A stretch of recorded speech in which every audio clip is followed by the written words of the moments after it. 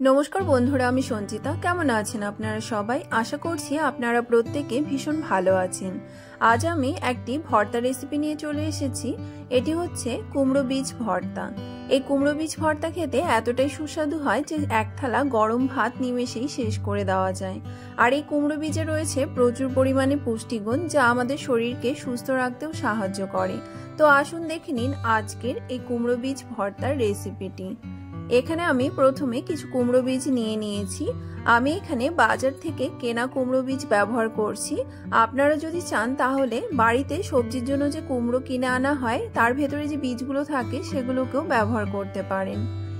এই কুমড়ো বীজের ভর্তা তৈরি করার জন্য আমি এখানে নিয়েছি একটি বড় সাইজের পেঁয়াজকে স্লাইস করে কেটে, আর নিয়েছি দুটো শুকনো লঙ্কা, নিয়েছি একটি ছোট সাইজের রসুনের খোসা ছাড়িয়ে, নিয়েছি 4টে কাঁচা লঙ্কা, কিছুটা ধনেপাতা কুচি, আর নিয়েছি কিছুটা পেঁয়াজ কুচি। এবার গ্যাসে একটি কড়াই গরম করে নিয়েছি। গ্যাসের ফ্লেমকে মিডিয়ামে রেখে এবার হাফ বাটি পরিমাণ কুমড়োর বীজ এতে দিয়ে ভালো করে কুমড়োর বীজগুলোকে লাল লাল করে ভেজে নিতে হবে। এখানে দেখতেই পাচ্ছেন কুমড়োর বীজগুলো খুব সুন্দরভাবে ভেজে নেওয়া হয়ে গেছে। এবার এই কুমড়োর বীজগুলোকে আমি একটি বাটিতে তুলে নিচ্ছি।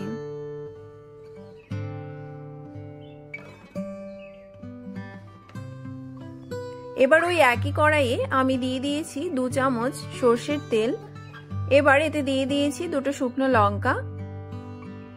শুকনো লঙ্কা দুটোকে ভালো করে ভেজে একটি থালায় নামিয়ে নিয়েছি। এবার ওই একই তেলের মধ্যে দিয়ে দিয়েছি পেঁয়াজ, রসুন আর কাঁচা লঙ্কাগুলোকে।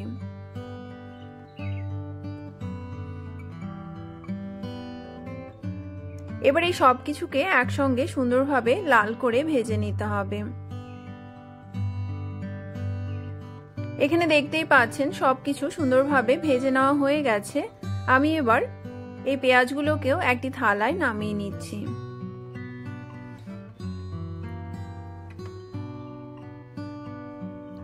এবার এই ভেজে নেওয়া পেঁয়াজগুলোকে হালকা ঠান্ডা করে নিতে হবে। এইদিকে একটি মিক্সিং জারে আমি ভেজে রাখা কুমড়োর বীজগুলোকে দিয়ে দিয়েছি। আর এখানে পেঁয়াজ আর রসুন কাঁচা লঙ্কাগুলো হালকা ঠান্ডা হয়ে এসেছে। এবার এগুলোকেও এই মিক্সিং জারে দিয়ে একটি পেস্ট তৈরি করে নিয়ে আসছি।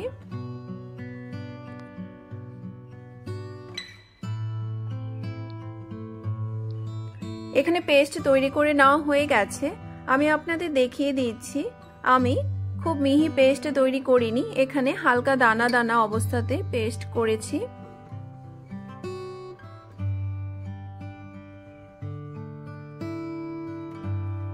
এবার এই পেস্টগুলোকে একটি থালায় নামিয়ে নিচ্ছি।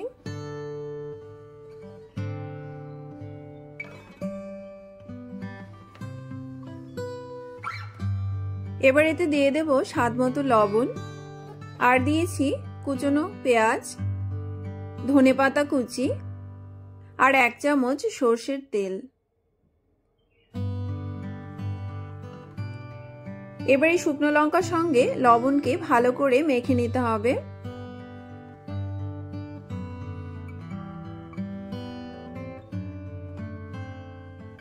এবার সবকিছু একসঙ্গে মেখে নিলেই ভর্তা একদম তৈরি হয়ে যাবে।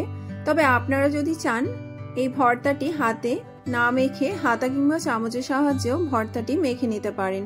তবে হাতে মাখা ভর্তার স্বাদ অসাধারণ হয়। আমার এখানে ভর্তাটি মেখে নেওয়া প্রায় হয়ে এসেছে। আপনারা যারা ভর্তা খেতে পছন্দ করেন তারা কুমড়োর বীজ আর ফেলে না দিয়ে এইভাবে ভর্তা তৈরি করে খেতে পারেন। এই ভর্তাটি খেতে ভীষণই সুস্বাদু হয়।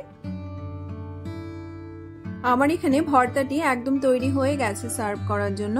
আমি সকালে গরম ভাতের সঙ্গে এই ভর্তাটি সার্ভ করেছিলাম। আপনাদের যদি এই ভর্তার রেসিপিটি ভালো লেগে থাকে তাহলে আপনারাও এইভাবে ভর্তা তৈরি করে খাবেন। এই ভর্তাটি খেতে ভীষণই সুস্বাদু হয়েছিল। এখানে দেখতেই পাচ্ছেন কতটা সুন্দর হয়েছে দেখতে। এই ভর্তাটি খেতেও ততটাই সুস্বাদু হয়েছিল। তো বন্ধুরা, আপনাদের যদি এই রেসিপিটি ভালো লেগে থাকে তাহলে আপনারাও বাড়িতে এইভাবে ট্রাই করবেন। আমার চ্যানেলটি যদি আপনাদের ভালো লেগে থাকে তাহলে আমার চ্যানেলটিকে সাবস্ক্রাইব, লাইক, কমেন্ট এবং শেয়ার করতে ভুলবেন না যেন। দেখা হবে আবারও কোনো নতুন রেসিপির সঙ্গে। এতক্ষণ আমার ভিডিওটি দেখার জন্য আপনাদের অসংখ্য ধন্যবাদ। ভালো থাকবেন, সুস্থ থাকবেন। ধন্যবাদ।